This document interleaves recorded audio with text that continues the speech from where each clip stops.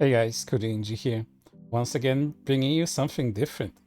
As I was saying many weeks before, sometimes there's things on the internet that simply do not get covered by other people and they really catch my attention. And today is one of those stories where I get to talk about gaming journalism. Something very near and dear to my heart and something that has been disappointing for decades now. Yeah, I know how that sounds, like a particular industry being so disappointing that it persists throughout the years. And I know how it is. I know we could get into Gamergate talk and all that kind of stuff into it, but let's just say that gaming journalists and gaming journalism in general doesn't represent gamers anymore.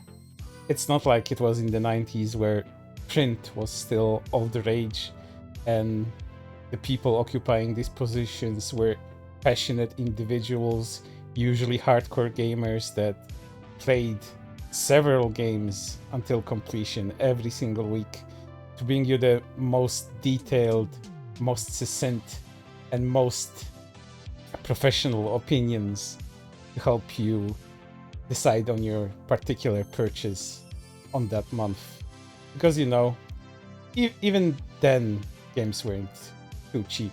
They're a lot more expensive nowadays, but still, you do have to decide which you get for your entertainment.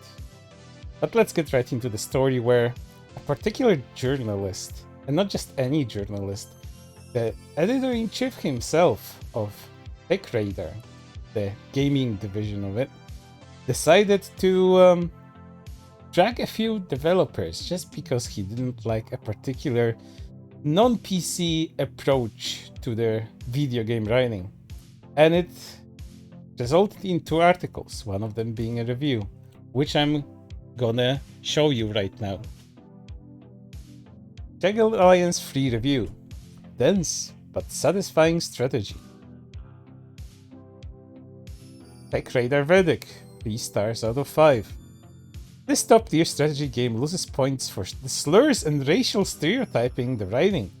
Best urban combat in a tactical game in years, but the world feels paper thin, and even as the fights impress.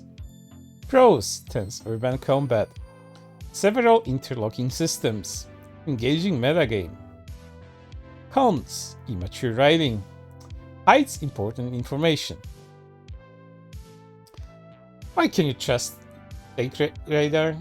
We spend hours testing every product or service we review, so you can be sure you're buying the best. Find out more about how we test. They do also test it for PC purity, let's say that. And by PC I don't mean personal computer, I mean political correctness here. Jagged Alliance 3 is a throwback.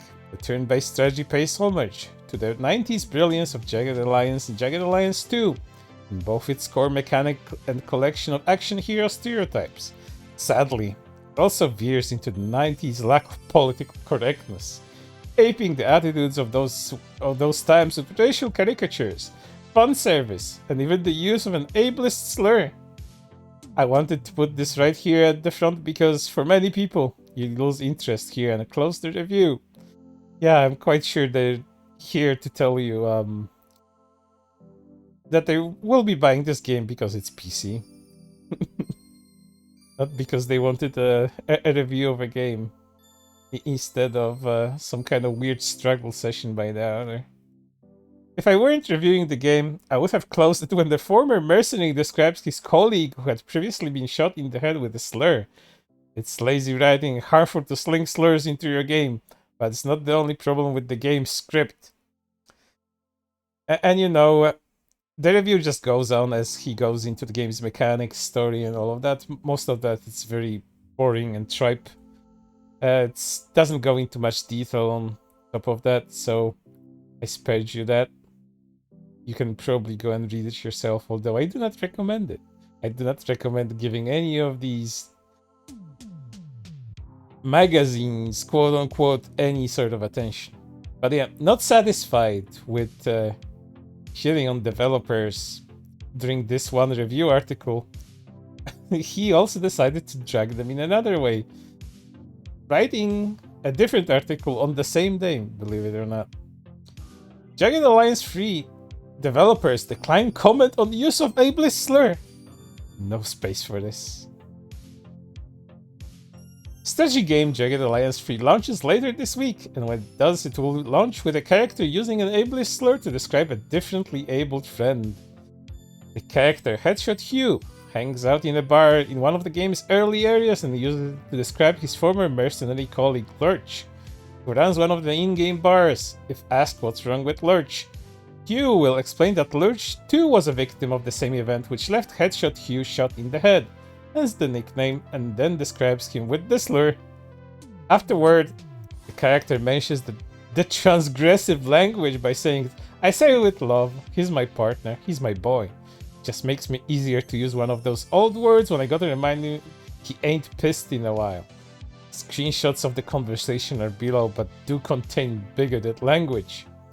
The game, developed by Hemion Games, best known for its titles like recent Stranded Alien Dawn, The Sublime Surviving Mars, and Tropico 3, 4, and 5. When asked to comment on the studio's inclusion of a slur, Hemion Games declined to comment, as they should. Because at the end of the day, come on dude, it's just a game. It doesn't decide the developer's morality in any sort of way. How are you not offended at, these very, very morally grey mercenaries doing dirty work for an even shadier mercenary organization? You can think a lot of them have very shady past, to say the least. Probably some murderers in there as well. But that isn't the problem. It's one of those terrible, terrible people saying that their friend is a loving retard. But let's see those screenshots right now. Headshot Hugh. But these days, the scumbags we once hunted down now control their journey. All the headhunters are gone. Me and Lurch are the last ones, and we're retired. But we still got some information that might be useful. What's wrong with Lurch? Headshot. Same as me. The damn bullet ricocheted after it left my head and hit his big noodle. Noodle too. But check this out. The dude was wearing a helmet. Must have rang his bell hard. Because I can still talk like that I always did. But now he's a retard. I say it with love. He's my partner, my boy. It just makes it easier to use one of those old words when I gotta remind him he ain't pissed in a while. Well, fuck it, right? Laugh is just a big joke. Lady Luck loves to play pranks on people, and so do I. Even the character has to justify himself, just in case some know-it-all journalist decides to talk about it, and lo and behold, they did. Not only did they drag them in the review, they also decided to make their article about it. But yeah, this particular journalist, not being satisfied with just this, decides to continue their article with more. My feelings on this are pretty nuanced. I'm reminded of a conversation I had with a narrative designer who said the writers should be free to write bigoted characters. You watch your HBO show of choice, you'll see slurs tossed around all over the place even.